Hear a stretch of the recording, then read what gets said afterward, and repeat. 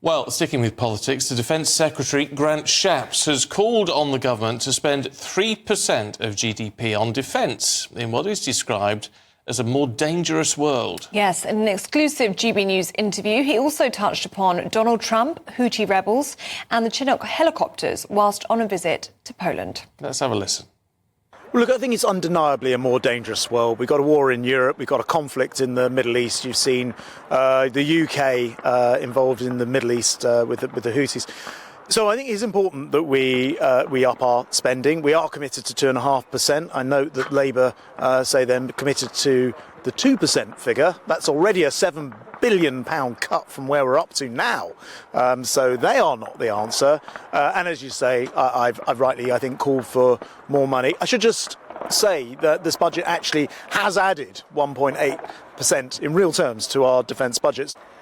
Obviously, Putin has been gaining ground in Ukraine. How much of a threat currently is Russia? And could you see the UK and other NATO countries being forced into some kind of armed conflict? So I was over in Ukraine last week. I met President Zelensky. When I was there, I said this is a wake-up call for the world.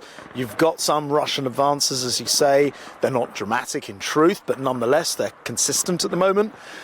It is very important and will cost us a lot less money if we understand that defeating Russia and Putin in Ukraine is a lot less expensive than him moving further to the west, either to the rest of Ukraine or worse still, to places like Poland. So we've recently announced the purchase of 14 new Chinook helicopters.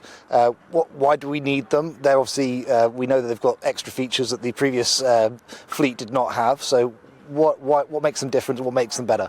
Well, first of all, we've got a very good deal on them. I should say we've saved about £300 million on these, and also got some other reforms in the purchasing system which will save a lot of money in the future. So these have now become much better value. These 14 are extended range Chinook helicopters. They're the most capable heavy lift helicopters in the world. This particular version of it will enable us to do some very important work, not all of which I'm afraid I can talk about publicly. But it is important that we carry on modernising our armed forces.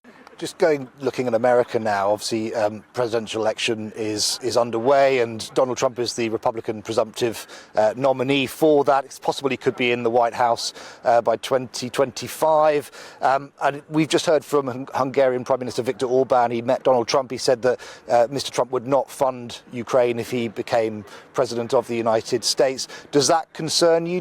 What message would you send to Donald Trump?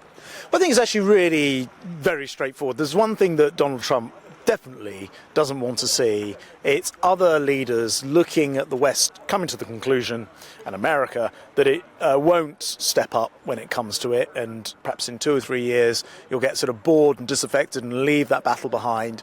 And I think when it comes to things that Trump himself says he really cares about, Taiwan being an obvious example, the clearest single message to send to anyone who thought that force was the way to reunify would be to abandon Ukraine. We do currently have a real-world crisis in the Red Sea. People will understandably perhaps question why we haven't seen an aircraft carrier there to conduct strikes on the Houthis rather than flying Typhoons on 3,000-mile bombing round trips from Cyprus. What would you say to them? If I needed the aircraft carrier there, I would have sent it there. There was actually no logistical advantage in doing that.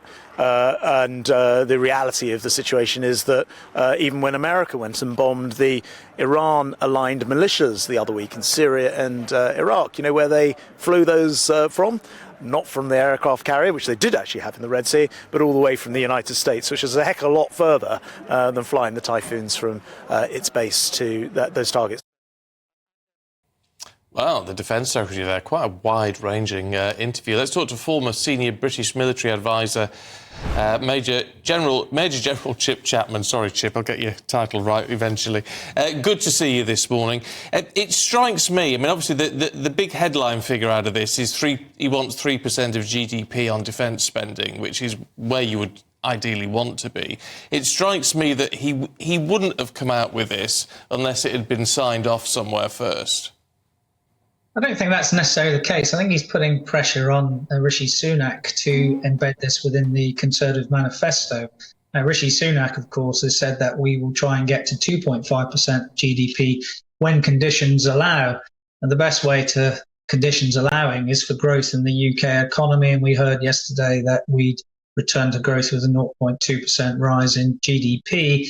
That is how you really fund these defence increases. Of course, this is the difference between campaigning, embedding it in the manifesto, and the reality of governing. So it's good in terms of putting it in the manifesto. Whether it actually comes to fruition, we'll have to wait and see. Do you think it's something that Rishi Sunak would implement? Because you'd think within his own party it'd be very popular with Tory MPs, but I suppose he's thinking in an election year about the public and how popular it would be in the public eye to spend more money on defence, because to many people in the public, they'd say, well, we're not actually in the throes of war, so why would we be spending more money when we're struggling to get food on the table? No, and that's the opportunity cost that he has to weigh up in political terms. We've got schools with the rack, the concrete falling around. We've got an NHS which is always calling for more money, the welfare budget under strain. So there's a calculation in political terms about which gets the most in terms of the manifesto and for the future. It's also worth saying that there was a report that came out this week, the US Annual Threat Assessment, which also said that Russia almost certainly does not want a direct military conflict with the US and NATO forces. So if you look at the yin and yang of this, there are counter arguments to say you probably don't need 3% when all those other things pertain.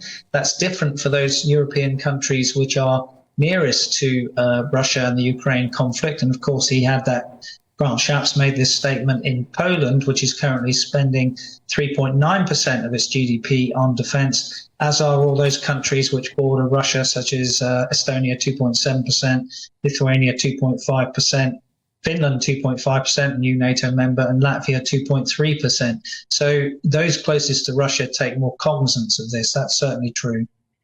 But we are, he's quite right, isn't he, when he says we're in a more dangerous world. And the one thing which is pretty clear is that the UK is not in a position to take a great deal of action anywhere. So, certainly not unilaterally.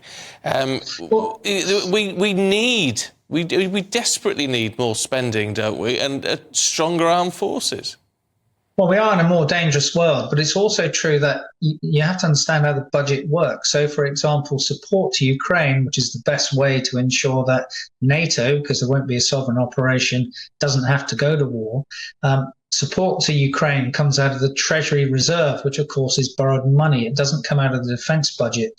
That is a different thing. The same way as, for example, that operations are paid for from the Treasury Reserve, not for the defence budget. So, for example, replenishment of stocks for the attacks on the Houthis would come from the Treasury Reserve, not out of the current defence budget.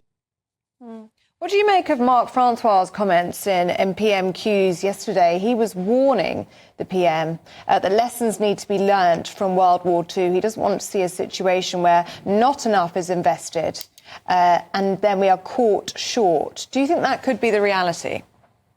Yeah, that's absolutely true. If you don't want to spend 48% of GDP, which is what occurred in World War II because appeasement didn't work, then that's what you're going to get to. So it is absolutely true that spending money up front, not necessarily in GDP terms, making sure you've got the capability you need is more important.